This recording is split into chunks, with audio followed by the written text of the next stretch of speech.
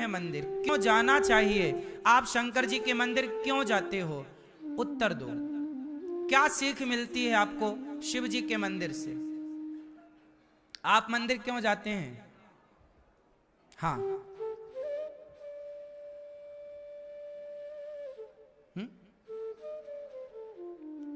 आप मंदिर क्यों जाते हैं? हैं? दर्शन के लिए, ठीक है। आप मंदिर क्यों जाती हो मैया? हाँ, आप मंदिर क्यों जाते हो? हैं? पूजा करने। कोई कह रहा पूजा करने जाते हैं, कोई कह रहा दर्शन करने जाते हैं, कोई कह रहा जल चढ़ाने जाते हैं। आप बताओ, आशीर्वाद लेने लेने ही जाते हो?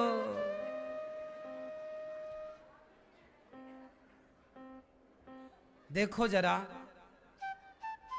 हम हिंदू, हम सनातनी कितने अज्ञान में जी रहे हैं। हमने मंदिरों के विज्ञान को समझा ही नहीं। काश मंदिरों के विज्ञान को हम लोगों ने समझा होता। आज का युवा, आज का नौजवान भगवान से विमुख क्यों हो गया? क्योंकि उस नौजवान को हमने मंदिर का विज्ञान समझा ही नहीं पाए, समझाने में असफल रहे। मंदिर क्यों जाते हैं? इस प्रश्न का उत्तर शायद आप में से किसी के पास हो। जाते सब हैं, पर क्यों जाते हैं ये किसी को नहीं पता, बस जा रहे हैं। क्यों जाते हैं? आओ चर्चा कर लेते हैं। जब तक ज्ञान ना हो ना, तो जाने का अर्थ कहां है? सब जा रहे हैं तो आप भी जा रहे हैं, ये तो भेड़ चाल हो गई। ये कौन सी चाल हो गई? भेड़ चाल। मंदिर क्यों जाते हैं? चलो बात करते हैं शंकर जी की। भगवान शिव के मंदिर में क्यों जाते हैं? नहीं पता? आप बताओ क्यों जाते हैं मंदिर शंकर जी के? चलो अब सुनो। भगवान शिव जी के मंदिर में जाते हैं कि भगवान शिव को देखकर हम भगवान शिव से ग्रहण करेंगे, सीखेंगे। क्या भगवान शिव क्या सिखाते हैं? शंकर जी के मंदिर जाने से पहले शंकर जी की कथा सुनो। कथा क्या है? कि दक्ष प्रजापति ने भरी सभा में भगवान शिव को सैकड़ों गालियां दी, अपमानित किया, जलील किया, श्राप दिया, पर भगवान शिव ने एक बार भी उत्तर नहीं दिया। सारी गालियां सह गए। समुद्र मंथन में निकला जहर, शंकर जी पी गए। शंकर जी के मंदिर तो जाते हो सब लोग, पर सीखते नहीं हो। शंकर जी से सीखो कि कोई कितना भी अपमान करे, वो परिवार का है। माँ है, बाप है, भाई है, बहन है, पति है, पत्नी है, मित्र है, दोस्त है, अपना सनातनी है। कोई कितना भी आपको जलील करे, अपमानित करे, शंकर जी से सीख लो कि आप उत्तर नहीं देंगे। आतंकवादी है कोई तो उत्तर दो, मारो उसे। तुम्हारी बहन बेटी को गलत देखे तो राम की तरह मार दो, रावण को, बाली को मार दो। मारने का भी विधान है। लेकिन भगवान शिव सिखा रहे हैं कि सहनशील बनो, सह जाओ। जहर पिया, आप कितना जहर पीते हो अपमान का? अपमान ही जहर है, सम्मान ही अमृत है। सम्मान तो सब चाहते हैं, सम्मान का अमृत सब पीना चाहते हैं। सम्मान का अमृत निकला समुद्र मंथन से तो देवता पी गए, और जहर निकला तो शंकर जी को लाकर दे दिया, और जहर निकला तो शंकर जी को दिया। अमृत निकला तो देवताओं ने एक बार नहीं पूछा कि शंकर जी जहर पिया है, थोड़ा अमृत पियोगे क्या? एक घूंट नहीं दिया शंकर जी को अमृत, देवता पूरा पी गए और जो बचा उसे स्वर्ग में रख लिया। देवताओं ने पिया अमृत तो देवता कहलाए देव, और शंकर जी ने पिया विष तो कहलाए देवाधिदेव महादेव। शंकर जी की कथा है कि अमृत पीने वाला बड़ा नहीं बना, अमृत पीने वाला बड़ा, विष पीने वाला बड़ा बना। तो शंकर जी के मंदिर जाओ तो शंकर जी से सीखो कि जैसे अपमान प्रभु आप सहते हैं, हमें भी समाज के अपमान को सहने की ताकत दो। यदि हम अपमान ना सहेंगे तो भक्ति ना कर पाएंगे। अरे यदि हम आपसे उलझ गए तो भजन कब होगा? इसलिए कभी ना उलझें किसी की बातों पर, सदा भगवान की ओर बढ़ते चलें, यही सीखना है शिव से। तो मंदिर जाओ शंकर जी के तो शिव की तरह धैर्य सीखो। क्या सीखो? धैर्य। शंकर जी का मंदिर, शंकर जी के मंदिर में दूसरी चीज सीखने लायक क्या है? आज भी उज्जैन में भगवान महाकाल को भस्म आरती होती है। कौन सी आरती होती है? चिता की। मैं सवाल पूछूं आपसे फिर कि शंकर जी को चिता की भस्म क्यों चढ़ाई जाती है? चिता मुर्दे की, चिता की भस्म क्यों चढ़ाई जाती है? बोलो, नहीं पता?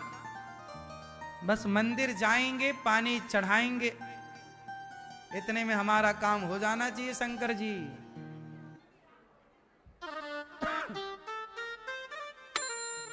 वो लोग मूर्ख हैं जो सीखते नहीं। शंकर जी भस्म क्यों रमाते हैं? पूरे शरीर में भस्म रमी है। क्यों? शंकर जी कहते हैं भस्म मैं इसलिए रमाता हूं कि दुनिया वाले शिव जी के मंदिर आएं और देखें कि देखो, ज्यादा घमंड ना करो, एक दिन राख हो जाओगे। तुम राख देखते रहो, तुम्हारा घमंड सातवें आसमान में ना पहुंचे। इसलिए शंकर जी भस्म रमाते हैं कि देखते रहो, राख लिपटी है, तुम भी एक दिन राख बन के लिपट जाओगे। काय का घमंड है? इसलिए शंकर जी राख लपटाते हैं, भस्म चढ़ती है। अब शंकर जी से सीख कोई नहीं रहा है। मंदिर सब जा रहे हैं, फिर चिल्ला रहे महाराज जी बहुत पूजा पाठ किए, कुछ मिला नहीं। राम के मंदिर बहुत जा रहे हैं, राम से सीख क्या रहे हैं? राम जैसी मर्यादा कहां तुम्हारे भीतर है? राम जैसा धैर्य कहां तुम्हारे भीतर है? राम जैसी माँ बाप की आज्ञा का पालन कहां तुम्हारे भीतर है? राम जैसा पत्नी व्रता पुरुष कहां? राम जैसी पत्नी व्रता, राम पत्नी व्रता है, पत्नी सीता के सिवा पराई नारी को राम ने कभी देखा हो तो बताओ? राम पत्नी व्रता पुरुष है, कहां है आजकल का पुरुष पत्नी व्रता? मंदिर तो सब जा रहे हैं राम के, सीख कौन रहा है? राम के रास्ते पर चल कौन रहा? तो जाने से क्या होगा? जाओ, तुम्हारे जाने से क्या होगा? रावण तो राम के आगे खड़ा था। राम के मंदिर जाने से अच्छा है राम के चरित्र को जीवन में उतारा जाए। शिव के मंदिर जाओ पर शिव के चरित्र को जीवन में जितना उतार, हम देखो, हम शंकर तो नहीं हो पाएंगे, आप लोग राम तो नहीं बन पाओगे, लेकिन हम राम के पथ पर थोड़ा तो चल पाएंगे। क्यों जी? 100% नहीं चल पाएंगे पर चल तो पाएंगे। जितना चल पाओ उतना तो चलो साहब। चल नहीं रहे हो एक रत्ती और लोग जय श्री राम जय श्री राम जय श्री राम, वो गुटखा खा रहे हैं और जय श्री राम बोल के पीछे सिगरेट पी रहे हैं और जय श्री राम बोल के पीछे शराब पी रहे हैं। और दुर्गा जी रखी नवरात्रि में दिन भर जय माता दी, जय माता दी, जय माता दी, और पंडाल के पीछे ताश खेल रहे हैं। दुर्गा जी के मंदिर में, दुर्गा जी के पंडाल में ताश। क्या होगा तुम्हारा? ये सनातन धर्म नहीं है। इससे भला ना होगा सनातन संस्कृति का। तुमने तो अर्थ का अनर्थ ही कर दिया। क्यों?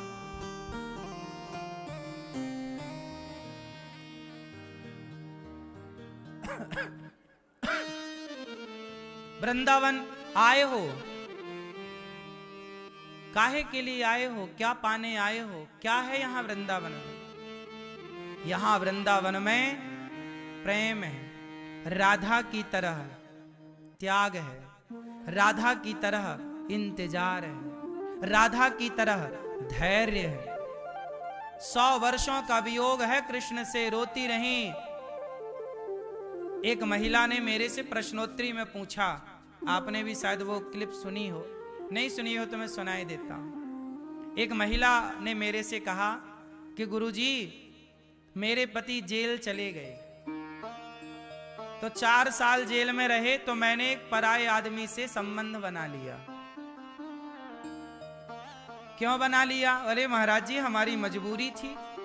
क्या मजबूरी थी? बोले पति नहीं था। सोचो, संसार के स्त्री और पुरुष, मैं सबको नहीं कह रहा हूं, आप तो गंगा की तरह पवित्र हैं सब लोग, आपके विचार पवित्र होंगे, लेकिन आप अपने मन से एक बार पूछो तो सही कि तुम स्त्री के बिना, तुम पुरुष के बिना कितने वर्ष रह सकते हो?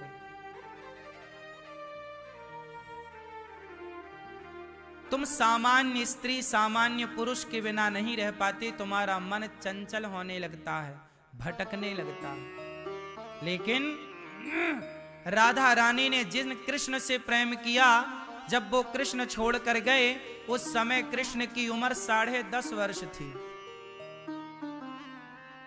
जब श्री कृष्ण राधा रानी को छोड़कर गए, तब कृष्ण की उम्र, भगवान कृष्ण 10.5 वर्ष के थे, और 10 वर्ष की उम्र में गए, 10.5 वर्ष की उम्र में गए, और 100 वर्ष तक नहीं लौटे। कितने वर्ष तक नहीं लौटे? 100 वर्षों तक राधा रानी उन कृष्ण के लिए रोती रही। कोई और होता तो कहीं और भी तो मन लग सकता था, बोलो। लेकिन ये वृंदावन यही तो सिखा रहा है। वृंदावन आए हो तो क्या सीखने? कृष्ण का मंदिर क्या सिखाता है? राधा रानी को देखा करो कृष्ण के बगल में खड़े हुए, तो राधा रानी को देखकर एक बार प्रेम राधा रानी से लिया करो कि मां, जैसे आपका मन कृष्ण के सिवा कहीं स्वप्न में भी कहीं और ना गया, ऐसा हे माता, मेरा भी मन आपके चरणों के सिवा, श्याम सुंदर के चरणों के सिवा कभी कहीं ना जाए। इंतजार कितना भी लंबा हो, पर मन कहीं आपके चरणों के सिवा भागे ना। ये कृष्ण का मंदिर मैसेज दे रहा है, पर मैसेज ले कौन रहा है? आजकल के छोरा छोरी तो क्या कहते हैं, तुम मेरी राधा बन जाओ, मैं तुम्हारा कृष्ण बन जा रहा हूं। आजकल के लड़का लड़की तो भोग विलास के लिए राधा और कृष्ण के नाम का प्रयोग कर रहे हैं। अर्थ का अनर्थ यही तो है। राधा कौन है, कृष्ण कौन है, समझ ही नहीं पाए, और तुम अपनी भोग विलास की कामना पूर्ति करने के लिए राधा कृष्ण का नाम ले लेके आज कितने लड़के लड़कियां, है ना? ये वैलेंटाइन डे गया, वैलेंटाइन डे के नाम पर देखो, तुम मेरी राधा बन जाओ, मैं तुम्हारा कृष्ण, यही चल रहा है। हिंदू भटक गया अपने रास्ते से। मंदिरों का मतलब जल चढ़ाने तक ही सीमित रह गया है। मंदिरों का मतलब फूल चढ़ाने तक सीमित रह गया। मिठाई नारियल चढ़ाने तक सीमित रह गया, हमने सबक ना ली। जबकि एक बात बताएं, मंदिर एक यूनिवर्सिटी है। मंदिर क्या है?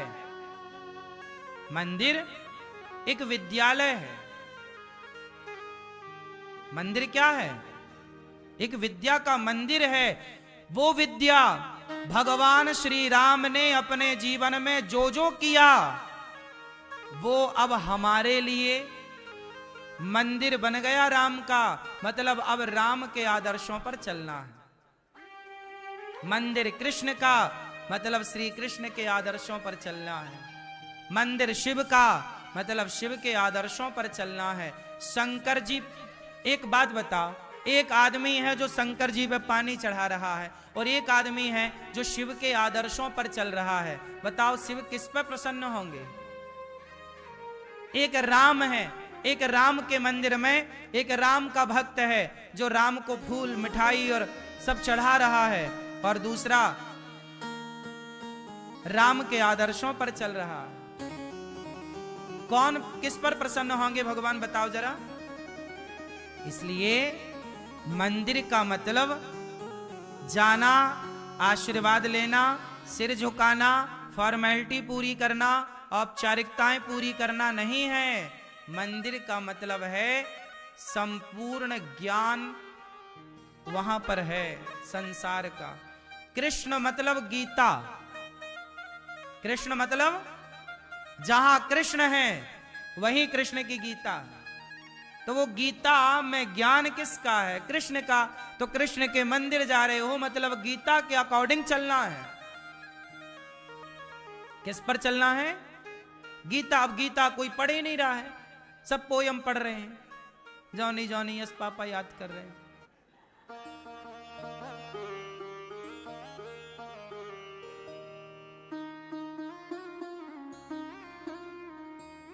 इसलिए भगवान शंकर के मंदिर क्यों जाते हैं? शंकर जी की तरह हम सीखें। शंकर जी के मंदिर में शंकर जी का वाहन सबसे आगे होता है। शंकर जी के मंदिर में घुसने से पहले किसका दर्शन होता है? किसका? किसका? आप बताओ भैया, ये मंदिर में नंदी क्या कर रहा है? शंकर जी के मंदिर में कौन है ये नंदी? बताओ जरा, सिर्फ आप हैं? सब चुप रहो भैया, हमारे बताएंगे हैं। हाँ, नंदी कौन है? सवारी किसकी? शंकर जी की। और कुछ है? ये नंदी काहे खड़ा है द्वार पे? हैं? पहरेदार। जय हो।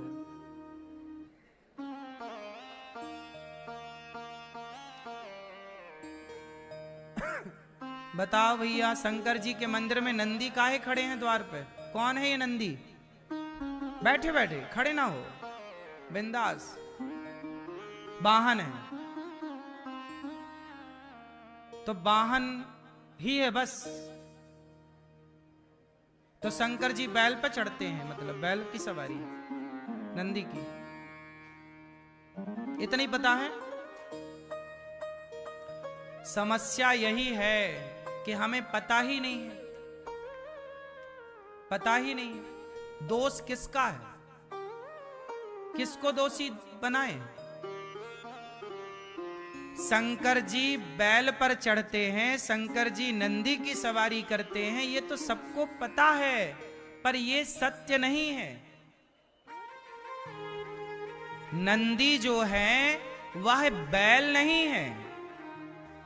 नंदी धर्म का प्रतीक है। नंदी कौन है? धर्म का प्रतीक है। गाय का बेटा है नंदी, गाय का बच्चा है नंदी। और वह गाय कौन है? गाय किसका प्रतीक है? पृथ्वी का। जब भी भगवान से प्रार्थना करने पृथ्वी माता जाती है कि प्रभु पृथ्वी पे पाप बढ़ गया, तब तब पृथ्वी गाय का रूप बनाकर जाती है। जब पृथ्वी माता पे पाप बढ़ता है और पृथ्वी माता भगवान से गुहार लगाती हैं, तो पृथ्वी किसका रूप बनाती है? गाय का। तो पृथ्वी का रूप है गाय। इसलिए कहते हैं कि जब गाय दान करता है कोई, तो संपूर्ण पृथ्वी दान करने का फल उसे प्राप्त हो जाता है। इसलिए गौदान होता है, क्योंकि गाय पृथ्वी का प्रतीक है और बैल नंदी धर्म का प्रतीक है। किसका प्रतीक है? इसलिए अभी आपने देखा होगा हमारी नई संसद भवन में सेंगोल का जिक्र आया। क्या आया? सेंगोल। ये टीवी पे देखो, ये सेंगोल है। एक राजा दूसरे राजा को सेंगोल देता था। इस सेंगोल में देखो नंदी महाराज बने हुए हैं। ये नंदी कौन है? धर्म। शंकर जी बैल पर नहीं चढ़ते, शंकर जी बैल की सवारी नहीं करते, शंकर जी धर्म पर चढ़ करके जाते हैं। किस पर आरूढ़ होते हैं? किस पर? हाँ, धर्म के 4 पांव होते हैं। नंदी के कितने पांव हैं? 4। धर्म के भी 4 चरण होते हैं। कौन कौन से? सत्य, दया, दान, तप। ये धर्म के 4 चरण हैं। सत्य धर्म है, दया धर्म है, दान धर्म है और तप धर्म है। दया धर्म का मूल है। तो शंकर जी धर्म पर चढ़ते हैं। इसलिए शंकर जी के मंदिर में द्वार में कौन है? नंदी। मतलब शिव के मंदिर जाने से पहले, शिव का दर्शन होने से पहले आपको नंदी का दर्शन होगा। मानो मैसेज है कि शंकर जी तक पहुंचने के लिए पहले धर्म का साथ लो, धर्म को देखो, धर्म का रास्ता अपनाओ और धर्म के रास्ते पर चलोगे तो शिव मिलेंगे। इसलिए पहले नंदी का दर्शन होता है, फिर शिव का दर्शन होता है। पहले धर्म पर चलो, पहले धर्म का दर्शन करो, फिर शिव का दर्शन करने के अधिकारी आप होंगे। अब धर्म का आचरण तो है नहीं, तो शिव के दर्शन का लाभ क्या? समझते नहीं कोई। तो शंकर जी धर्म पर सवार होते हैं। नंदी कौन है? धर्म। इसलिए शंकर जी के मंदिर में जो नंदी है, वो नंदी के कितने पांव बाहर दिखते हैं? ध्यान से देखा आपने? कितने पांव दिखते हैं नंदी के? जो नंदी शंकर जी के मंदिर में कितने पांव बाहर हैं? सिर्फ 1। शंकर जी के मंदिर में जो नंदी है, ध्यान से देखना, उनका 1 पांव बाहर की ओर होता है, ऐसे आगे, और 3 पांव अंदर की ओर मुड़े होते हैं। क्यों? 1 पांव बाहर क्यों है? 2 क्यों नहीं है?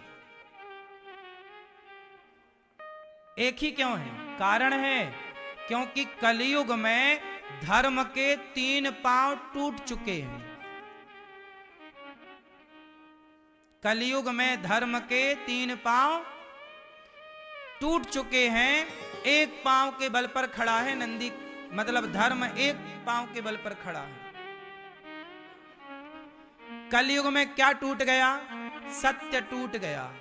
इस कलयुग में अब सत्य कोई नहीं बोलता। कोई नहीं बोलता का मतलब है कोई विरला, करोड़ों में कोई एक, कहां ढूंढे उसे? सत्य बोलने वाला कोई नहीं। सत्य टूट गया। दया, इस कलयुग में अब दया कहां है? माँ बाप भी इतने निर्दयी हो गए हैं कि बच्चे को पेट में ही मरवा देते हैं। आदमी मछली खा रहा है मार के, दया होती तो काहे खाता? कुत्ता खा जाता है मार के, बकरा खा जाता है मार के, गैया खा जाता है मार के, सांप बिच्छू खा ले मार के, सब तो खा रहा। आदमी को खा रहा है मार के। दया टूट गई, इसलिए नंदी के 2 पांव टूट गए। तीसरा और तपस्या इस कलयुग में कौन कर रहा है? तपस्या हो ही नहीं पा रही है, जरा सा कष्ट नहीं उठा सकता आज का आदमी। आदी हो गया है एसी का, आदी हो गया है सुख सुविधाओं का। कलयुग में 3 पांव टूट गए, केवल एक पांव बचा है, दान। थोड़ा थोड़ा दान करते हो आप तो संसार में थोड़ा धर्म कर्म दिखाई पड़ रहा। दान के बल पर सब टिका हुआ है, वरना ये भी जिस दिन चला जाएगा तो धर्म रसातल में चला जाएगा। इसलिए शंकर जी के मंदिर में जो नंदी है 3 पांव टूटे और 1 पांव के बल पर हैं। ये 1 पांव होने के पीछे की कथा है। इसलिए कहता हूं, जमाना झूठ बोले तो बोले, तुम ना बोलना। जमाना निर्दयी होए तो होए, तुम ना होना। तुम दयावान बनो, तुम सत्यवान बनो। जमाना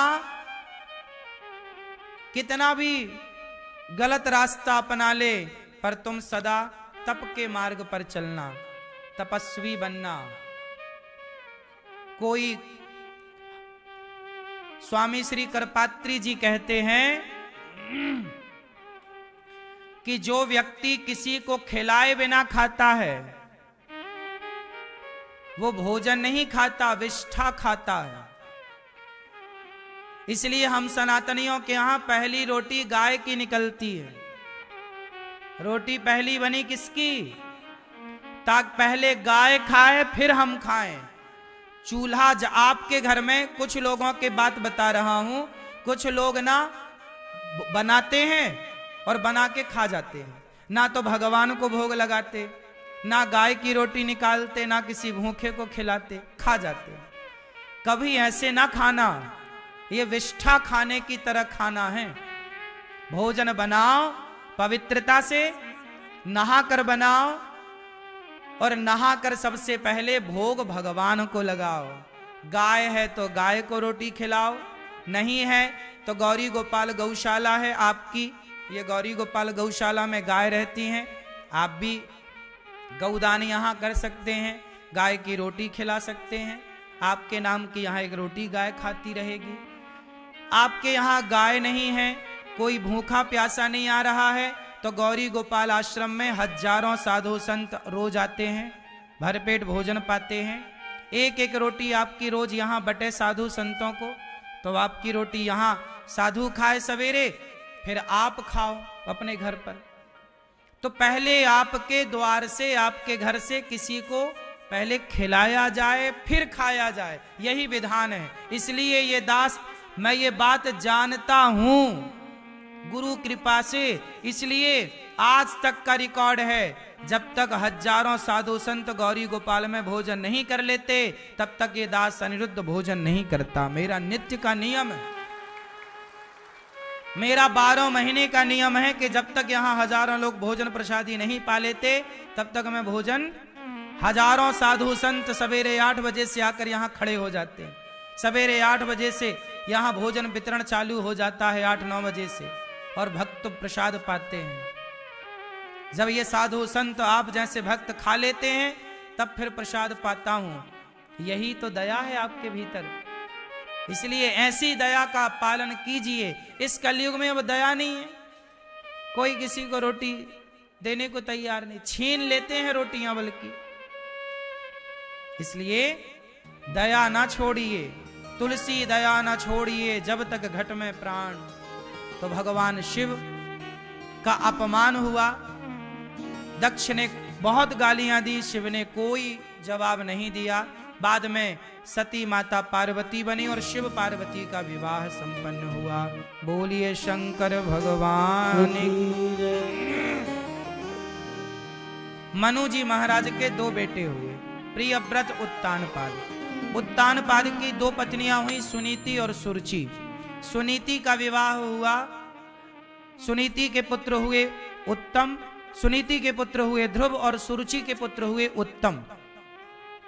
ध्रुव जी का 5 वर्ष की आयु में ही मन भगवान में लग चुका था। ध्रुव जी बहुत छोटे हैं, आयु तो बहुत कम है ध्रुव जी की। लेकिन कम आयु में भी ध्रुव जी भगवान का चिंतन करते हैं। एक दिन माँ की गोद में, पिता की गोद में बैठने गए तो बगल में खड़े सौतेली माँ ने ध्रुव जी को पिता की गोद में बैठने नहीं दिया, हाथ पकड़कर नीचे गिरा दिया। तो इस गोद में बैठने का अधिकारी नहीं है, चल यहां से। अपमान कर दिया ध्रुव जी महाराज का। यहां पर एक बात आपको समझनी है कि जब कोई आपका अपमान करे तो आप उत्तर ना दिया करो। बात समझ में आई? ध्रुव जी का अपमान हुआ, माँ ने किया, सौतेली माँ ने जा कह दिया, तपसाराध्य पुरुषम दस्यैवाग्नुग्रहेण में, जा पुत्र तप कर। ध्रुव जी चल पड़े।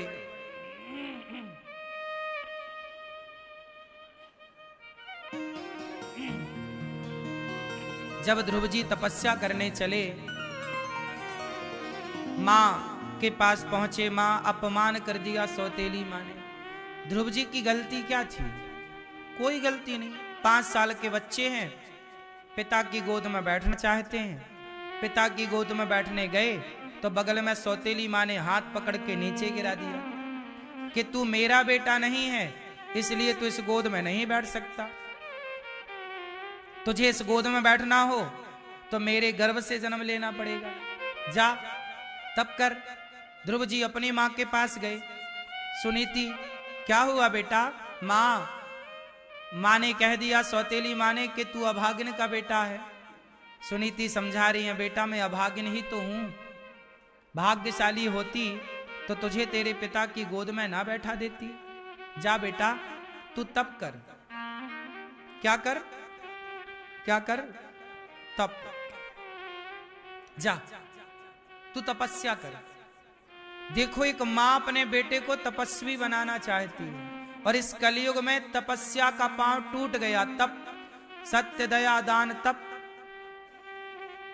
4 है ना धर्म के चरण, तप टूट गया। आजकल कौन सी माँ अपने बेटे को तपस्वी बनाना चाहती है? आजकल तो माँ अपने बेटे को पैसे वाला बनाना चाहती है। जा बेटा कैसे भी हो तो बेईमानी कर, गला काट, मर्डर कर, पैसा ला कमा के बस। आजकल तो बस पैसा चाहिए, तब कहां किसको मतलब है। पर मां सुनीति बोल रही है, जा बेटा तप कर। ध्रुव जी महाराज तपस्या करने चले। मां से कहा, मां ये भगवान क्या होती है तपस्या? मां ने कहा, तुम्हें गुरु मिलेंगे। जब तपस्वी सच्चा हो, भक्त सच्चा हो, तो गुरु सच्चे मिल ही जाते हैं। रास्ते में देवर्षि नारद जी मिल गए, और नारद जी ने खूब प्रेम से ध्रुव जी को पुकारा, बेटा ध्रुव कहाँ जा रहे हो? मैं तपस्या करने जा रहा हूं। नारद जी बोले, बेटा तुम छोटे हो, तुम्हारी उम्र कोई तपस्या करने की थोड़ी है। जाओ तुम घर में आनंद करो, माँ के पास रहो, खाओ पियो मौज करो। नहीं, मैं तपस्या करूंगा। खूब समझाया नारद जी ने, पर ध्रुव जी की प्रबल इच्छा है। तपस्या वही कर सकता है, भगवान को वही पा सकता है जिसके भीतर ये दृढ़ विश्वास हो जाए कि अब मैं भगवान को पाकर ही रहूंगा। ये दृढ़ता आए, तब नारद जी ने ध्रुव जी को ओम नमो भगवते वासुदेवाय इस 12 मंत्र की दीक्षा दी। और इस मंत्र का ध्रुव जी ने खूब मन लगा करके, यहीं वृंदावन के पास यमुना के तट पर मधुवन है 84 कोस में। अभी 84 कोस की परिक्रमा होगी 10 अप्रैल को, तो आप लोग भी ये सब स्थान देखेंगे। 84 कोस की यात्रा में सब कुछ आपको मिलेगा। तो व्रत 84 कोस की यात्रा है 10 अप्रैल से। हमारी वृद्ध माताएं भी बोली कि बेटा हमें भी 84 कोस की यात्रा कराना। हमने कहा, माँ आपका बेटा हूं तो बेटे का तो धर्म ही होता है कि माँ को तीर्थ यात्रा कराए, तो मैं कराऊंगा। तो हमारी वृद्ध माएँ भी इस यात्रा में जाएंगी। तो आप भी किसी एक माँ को यात्रा कराना चाहें तो आप भी किसी एक माँ को यात्रा करा सकते हैं कि भाई हमारी तरफ से ये माँ यात्रा करेगी 84 कोस की। तो आप भी किसी एक माँ को यात्रा करा सकते हैं। तो आप भी यात्रा 84 कोस की करेंगे। उसमें ध्रुव जी का वो स्थान मिलेगा जहां मधुवन में ध्रुव जी ने तपस्या की। और ध्रुव जी ने वहां पर यमुना के तट पर, ये वो स्थान है ध्रुव द्वार, जहां ध्रुव जी ने तपस्या की थी। ये ब्रज 84 कोस के भीतर ही है, यमुना के तट पर, ब्रह्मांड घाट के पास, जहां भगवान ने मिट्टी खाई थी। वो सब कुछ 84 कोस में दर्शन होगा आप लोगों को।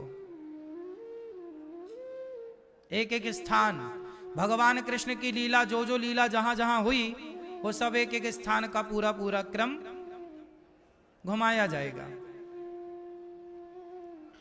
तो भगवान के धाम में ध्रुव जी ने तपस्या की, और प्रेम से ध्रुव जी ने तपस्या करके 5 माह 3 माह कैसे बीते? 1 माह कैसा बीता? 3 दिन में 1 बार खाते हैं। फिर 2 माह, दूसरा महीना आया तो 6 दिन में 1 बार खाते हैं। खाने पीने में बड़ा कंट्रोल है ध्रुव जी का। जो व्यक्ति अपने आप को साध सकता है, उसी का नाम साधु है। स्वयं पे कंट्रोल। किस पे कंट्रोल? आजकल आप लोगों को ना स्वयं पे कंट्रोल नहीं है। खुद पे कंट्रोल ना, तो आपके बोलने में कंट्रोल है, कुछ भी बोल देते हैं। ना तो आपके खाने पे कंट्रोल है, कुछ भी खा लेते हैं। ना तो आपके देखने पे कंट्रोल है, कुछ भी देखते हैं। ना तो आपके सुनने में कंट्रोल है, कुछ भी सुनते हैं। वो व्यक्ति कभी भगवान को नहीं पा सकता जो स्वयं को ना साधे। इसलिए स्वयं को साधो। साधो मीन्स स्वयं को नियंत्रित करो, स्वयं पर नियंत्रण हो। हमारा मन चंचल ना हो। हम अपने मन को समझा बुझाकर भगवान के चरणों से जोड़ दें, क्योंकि मन का स्वभाव ही है चंचल होना।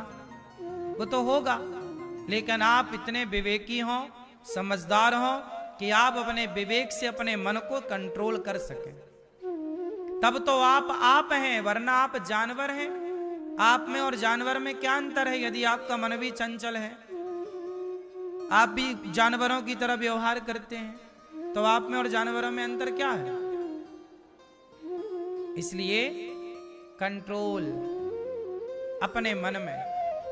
ध्रुव जी ने खाने में कंट्रोल किया। 3 दिन में 1 बार खा रहे हैं, और केवल मंत्र का जाप, ओम नमो भगवते वासुदेवाय, चिंतन भगवान का।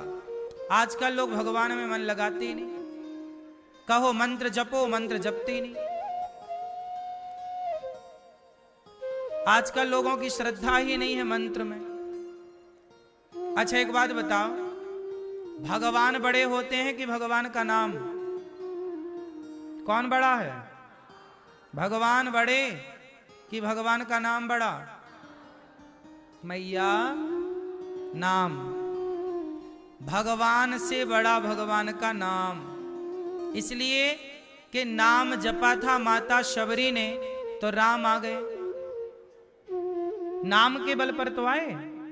ऐसे ही जब भक्त नाम जपता है, तो नाम ही आपको नामी की ओर ले जाता है। नामी मतलब भगवान।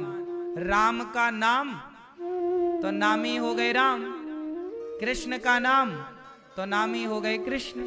जिनका नाम जपते हो, वह नाम ही उनकी ओर ले जाता। इसलिए नाम जप अधिक से अधिक होना चाहिए। संसार से मन हटे, मन तब कंट्रोल होगा जब नाम जप होगा। वाणी भगवान के गुणगान में लगी हो, आंखें भगवान के दर्शन में हो। काम भी करो, मतलब इसका ये नहीं है कि तुम दिन भर भगवान को ही मंदिर में ही बैठे रहो ना। काम करो, काम करना है आपको। संसार की जिम्मेदारियां पूरी करनी है, पर काम धाम करते हुए अपने प्रभु को स्मरण रखो, याद रखो। हे प्रभु, हम आपके हैं।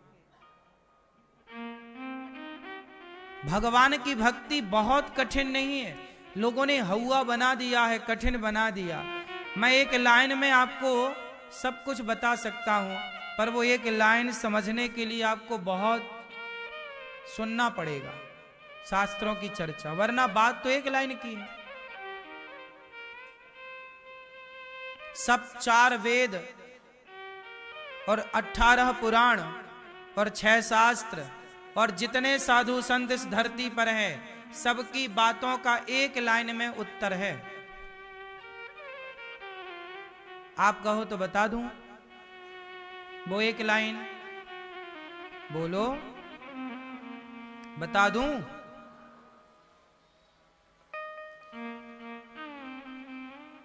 वो एक लाइन है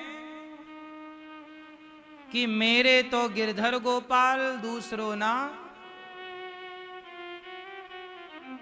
इससे बड़ा कोई ज्ञान होए तो आप मुझे बता दो। मेरे तो मेरे एक भगवान है, दूसरा कोई नहीं। जब दूसरे से संबंध हट जाएगा, जब दूसरे से कोई संबंध रहेगा ही नहीं, एक भगवान से संबंध जुड़ जाए, यही तो सार है। अब जैसे आपका आ गया बुढ़ापा, जिनका आ गया, तो अब आपको सबसे संबंध जोड़ने की क्या जरूरत है? अब तो सारे संबंधियों को राम राम कह के विदा करो और आप अपना संबंध केवल भगवान से। अब केवल कृष्ण को याद रखो, भगवान को याद रखो, और किसी को याद रखने की अभी उम्र नहीं है। जब उम्र थी तो सबको याद रखा, सारे रिश्ते नाते निभाए, सारा व्यवहार निभाया हमने, सब तो किया, लेकिन सबका एक टाइम होता है ना। मरते समय तक तो व्यवहार निभाना सही नहीं होगा ना। व्यवहार भी निभाने की एक उम्र है, सब चीज की एक आयु निश्चित है। हमारे यहां सब बटा हुआ है। 25 साल का ब्रह्मचर्य, 25 साल का गृहस्थ, 25 साल का वानप्रस्थ, 25 साल का सन्यास। तो भगवान, मेरे तो भगवान, जो व्यक्ति ये भीतर से मान ले, देखो ये तो कहने की बात होगी। आप सब कहो एक बार, मेरे तो गिरधर गोपाल कहो, दूसरो ना।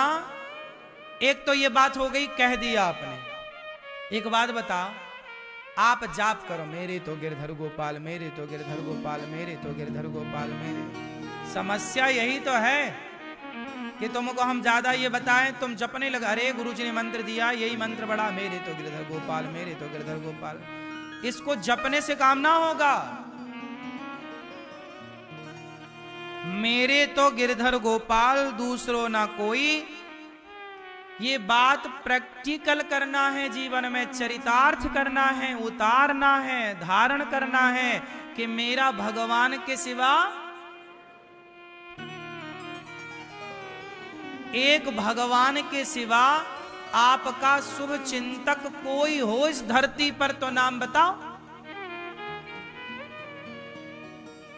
आपका कोई शुभ चिंतक है इस धरती पर तो नाम बताओ मुझे।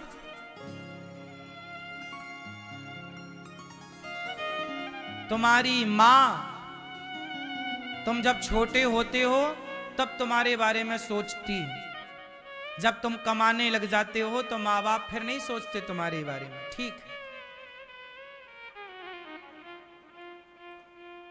तुम्हें लगता है पत्नी मेरे बारे में सोच रही है, नहीं, पत्नी अपने बारे में सोच रही है। तुम्हें लगता है पति मेरे बारे में सोच रहा, पति अपने बारे में, पति आपके बारे में नहीं, अपने बारे में सोच रहा है। माँ बाप क्या कहते हैं, महाराज जी हम बच्चों के बारे में सोचते हैं, नहीं, आप बच्चों के बारे में नहीं सोचते, आप अपने बारे में सोचते हैं। सुनो कैसे, जैसे किसी को बच्चा नहीं होता, फॉर एग्जाम्पल, जैसे किसी को बेटा नहीं हो रहा, वो महिला वो पुरुष रो, हे गुरुजी, हे भगवान हमें बेटा हो जाए, बेटा। क्यों तुम्हें बेटा चाहिए? अब ये बताओ उसे बेटा क्यों चाहिए? उसे बेटा इसलिए चाहिए क्योंकि सब लोग ताने मारते हैं। कोई ताने ना मारे तो बेटे की जरूरत ही ना लगे। सबके बेटा देखते हो, सबको बेटा खिलाते हुए देखते हो, सबके बेटा गोद में लाड़ प्यार करते देखते हो, तुम्हारा भी भाव जगता है कि बेटा होता मैं भी ऐसे ही लाड़ लड़ाता, मैं भी ऐसे ही प्यार करता। तो बेटा तुम क्यों चाह रहे हो? उसमें भी तुम्हारा ही तो स्वार्थ है कि तुम खिलाओगे। तुम्हारे बच्चा हो जाएगा तो जमाना कुछ बोलेगा नहीं, वरना लोग बोलेंगे कि देखो तुम्हारे बच्चा नहीं हो रहा है।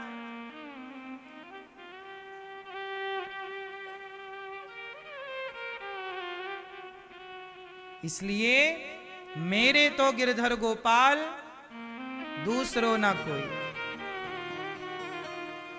ये संसार सब अपने अपने स्वार्थ से आपसे जुड़ी है।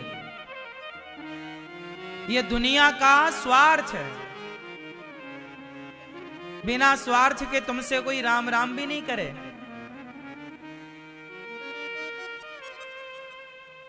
इसलिए एक भगवान है जो तुमसे बहुत प्यार करते हैं।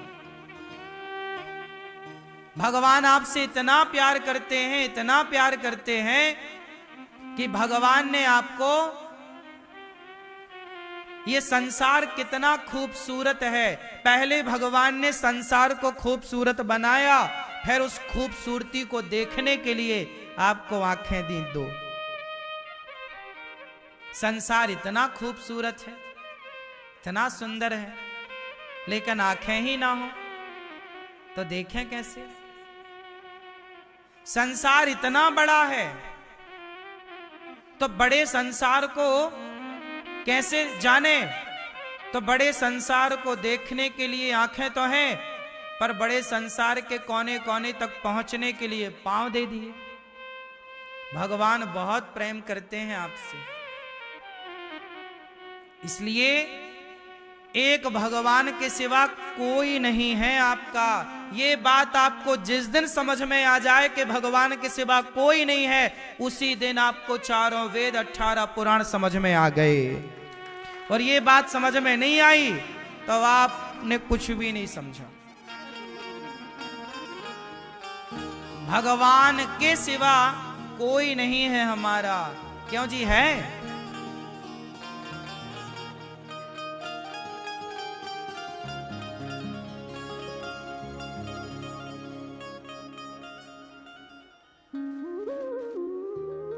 भगवान तो सब कुछ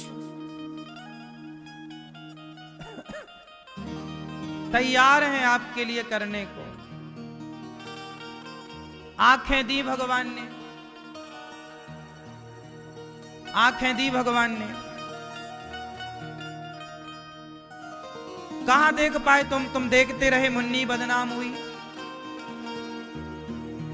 आंखों से क्या देखना था और क्या देखा आपने। इसलिए कहता हूं, आंखों से वही देखो जिसको देखने के लिए विधाता ने आंखें दी हैं।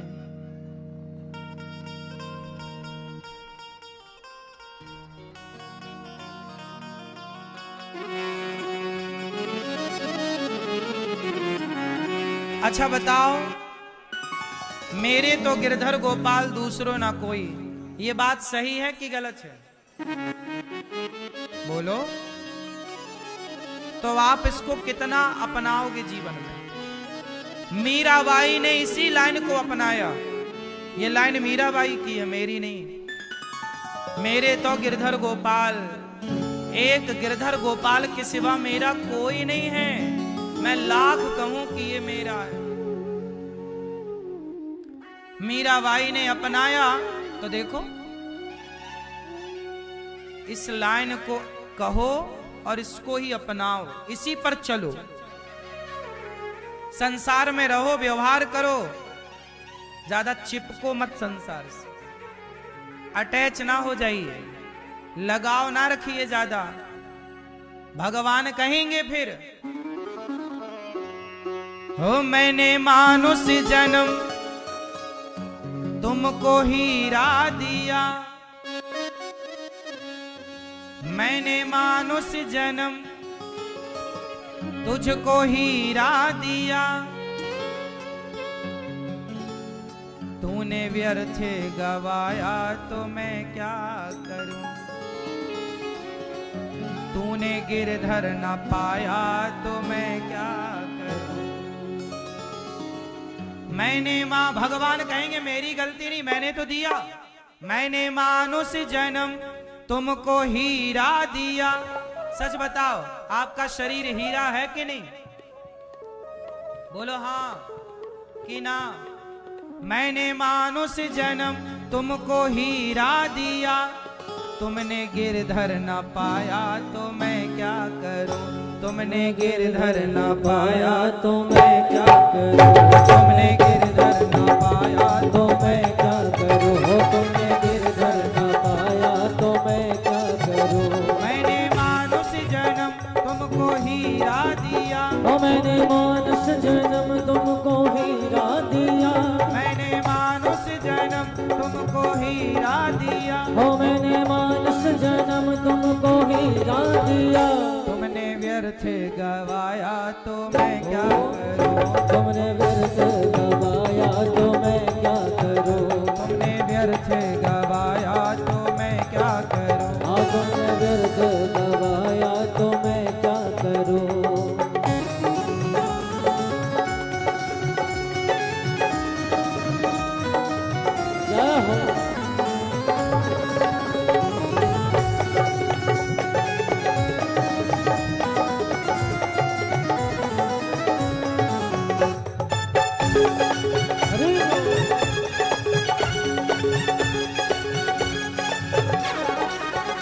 तेरे कानों की जोड़ी बराबर ही दी। तेरे कानों की जोड़ी बराबर ही दी। तेरे कानों की, भगवान ने तो कान बराबर दिए ना। आपको दोनों कानों में सुनाई तो पड़ता है ना। फिर ना कहना दोष ईश्वर को। मैंने कानों की जोड़ी बराबर ही दी। मैंने कानों की जोड़ी बराबर ही दी। मैंने कानों की जोड़ी बराबर ही दी। मैंने कानों की जोड़ी बराबर ही दी। कथा सुनने न पाया तो मैं क्या करूं। कथा सुनने न पाया तो मैं क्या करूं। कथा सुनने न पाया तो मैं क्या करूं। कथा सुनने न पाया तो मैं क्या करूं। मैंने मानुष जन्म तुमको हीरा दिया। मैंने मानुष जन्म तुमको हीरा दिया। मैंने मानुष जन्म तुमको हीरा दिया। मैंने मानुष जन्म तुमको हीरा दिया। तूने गिरधर न पाया तो मैं क्या करूं। तूने गिरधर न पाया तो मैं क्या करूं। तूने गिरधर न पाया तो मैं क्या करूं। तूने गिरधर न पाया तो मैं क्या करूं।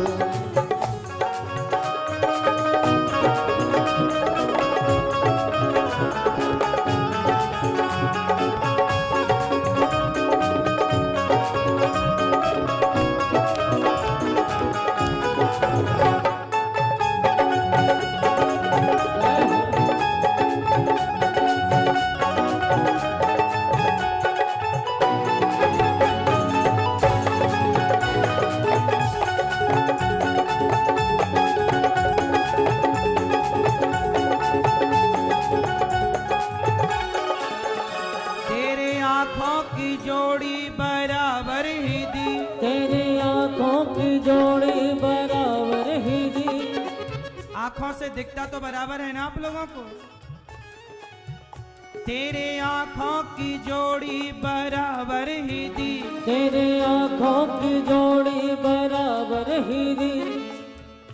तेरे आंखों की जोड़ी बराबर ही दी। तेरे आंखों की जोड़ी बराबर ही दी। दर्शन करने ना पाया तो मैं क्या करूं। दर्शन करने ना पाया तो मैं क्या करूं। दर्शन करने ना पाया तो मैं क्या करूं। दर्शन करने ना पाया तो मैं क्या करूं।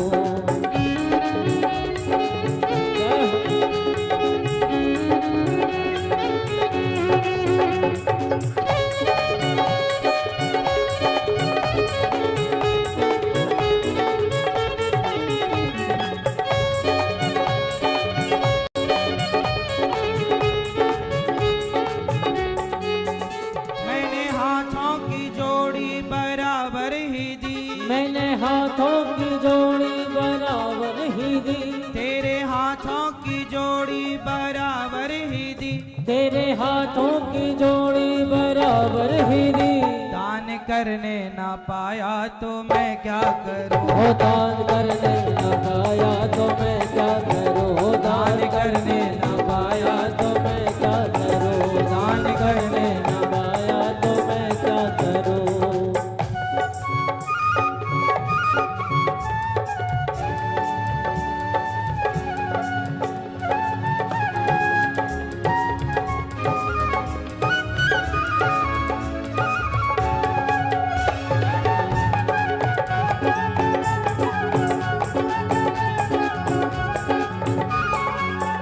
तेरे पैरों की जोड़ी बराबर ही दी। तेरे पैरों की जोड़ी बराबर ही दी। तेरे पैरों की जोड़ी बराबर ही दी। तेरे पैरों की जोड़ी बराबर ही दी। धाम धाम धाम करने ना पाया तो मैं क्या करूं। ओ दान करने न पाया तो मैं क्या करूं। धाम करने ना पाया तो मैं क्या करूं। ओ धाम करने न पाया तो मैं क्या करूं। मैंने हीरा जन्म मैंने मानुष जन्म तुमको हीरा दिया। ओ मैंने मानुष जन्म तुमको हीरा दिया। मैंने मानुष जन्म तुमको हीरा दिया। ओ मैंने मानुष जन्म तुमको हीरा दिया।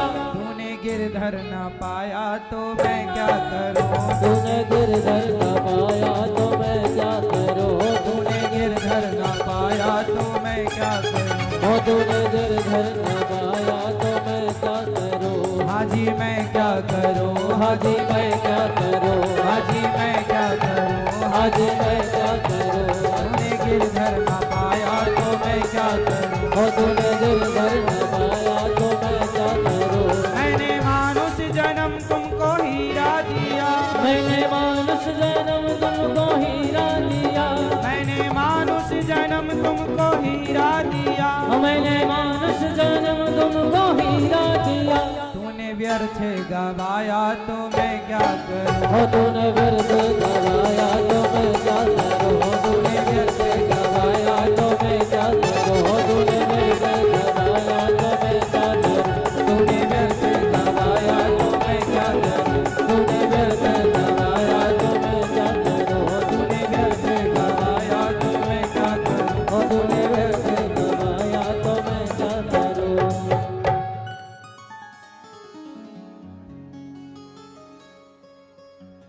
मैंने मानुष जन्म मैया आपका ये मानुष जन्म क्या है।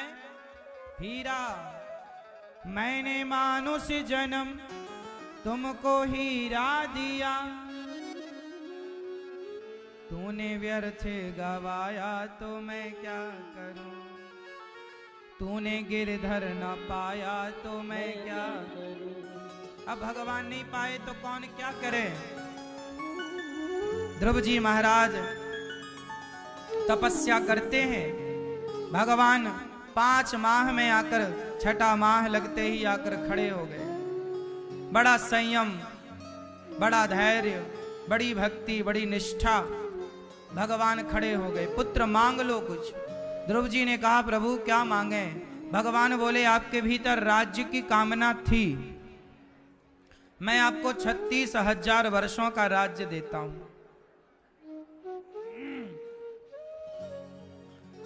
ध्रुव जी महाराज को राज्य दे करके भगवान चले गए। ध्रुव जी ने शंख का स्पर्श कपोलों पर कराया। ध्रुव जी भगवान का दर्शन किए। भगवान बड़ी कम चले राधा रानी का, मेरा श्याम दीवाना है उस राधे रानी का। वृंदावन में हुक्म चले परेशानी वारी का, मेरा श्याम दीवाना है उस राधे रानी का। मेरा श्याम दीवाना है उस